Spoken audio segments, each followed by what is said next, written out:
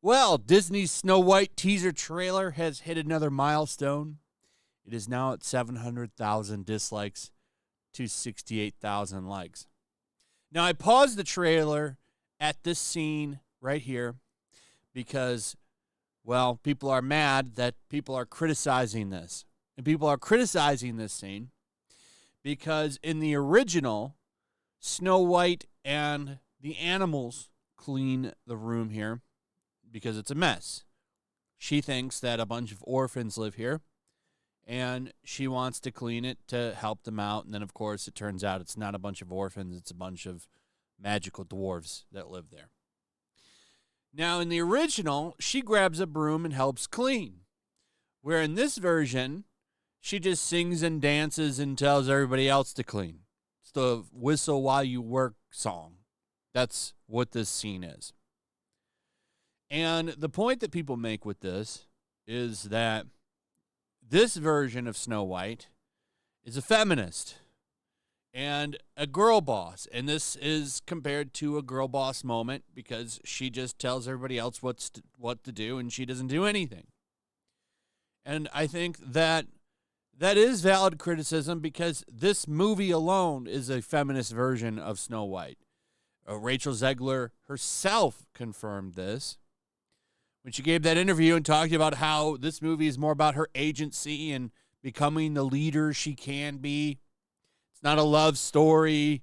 Her and the prince aren't really that much of the plot. In fact, she called the prince a stalker.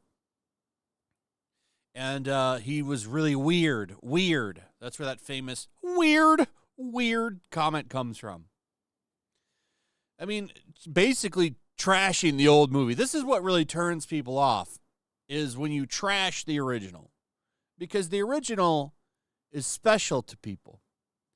Especially with this movie. I mean, you have a built-in fan base, once again, who you would want to come watch this. Instead, she's up there trashing it. So, yeah, this scene's getting a lot of criticism because people are calling it a girl boss moment.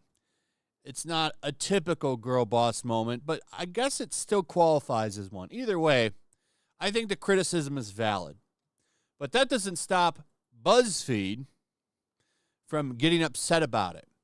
Because this website exists to defend mainstream establishment and anybody that's criticizing Disney or other big Hollywood outlets must be brought down. By the way, that hasn't worked out very well for them, considering BuzzFeed went through a massive layoff this year. BuzzFeed News got really hit.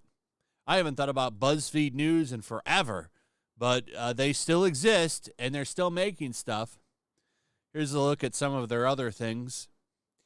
If you want to have a look here. It's kind of a shell of what it used to be, mostly because they're trying to be TMZ now. They used to really come out and defend identity politics. That was kind of the bread and butter of BuzzFeed News, and that's kind of died off for them.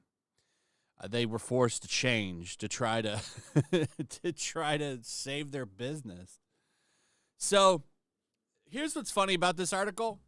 It's inspired by that whole Whistle While You Work scene in the trailer, but it barely talks about it.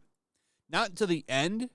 Most of this article is about how people are mean to Rachel Zegler, even though she comes out and says crazy shit all the time and riles people up with dumb things that she blabs out in interviews and such and such. It's never her fault for being ridiculous. It's always the people criticizing her. And she has a long list of things to criticize. A long list of it. She can't help herself. Like the other day, I mean, Disney, there was a report anyway that Disney was fearing that this movie was going to be a financial failure because of how much money this movie cost. Because don't forget, they reshot a lot of this movie. This movie got big reshoots. I don't know what or why this was done. Like, what did they reshoot? Why did they reshoot? I have no idea. Nobody really does. We just know that there were a lot of reshoots. Just like that new Captain America movie got a ton of reshoots. That they essentially, from what I understand, shot the movie almost twice because of all these reshoots.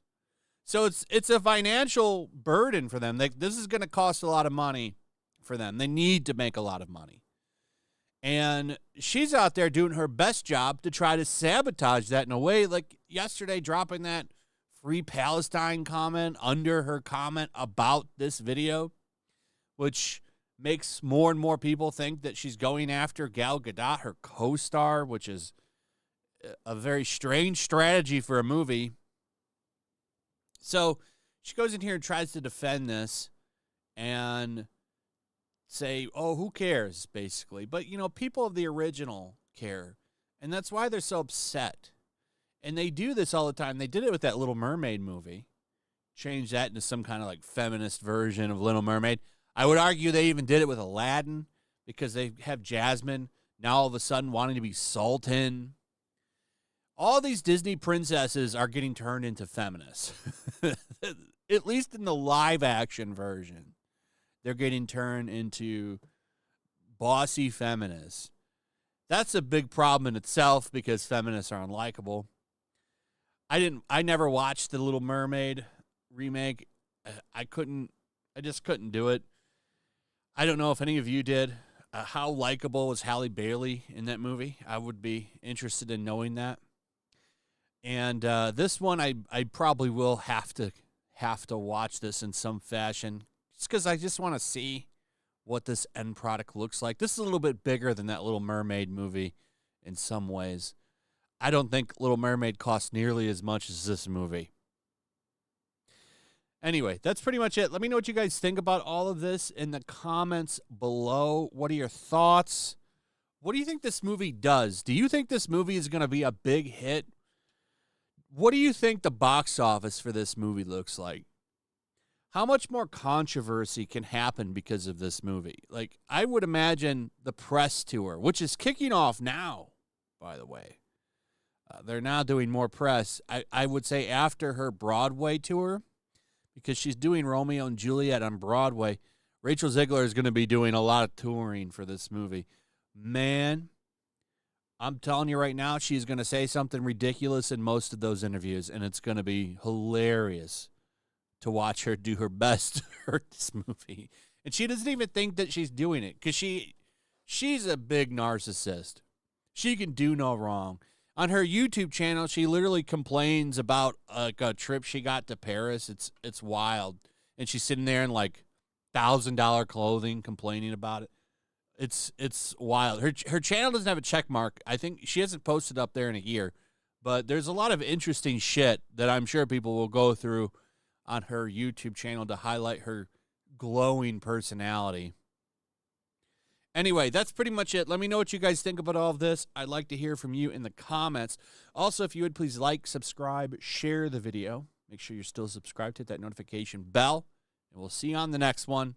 Peace.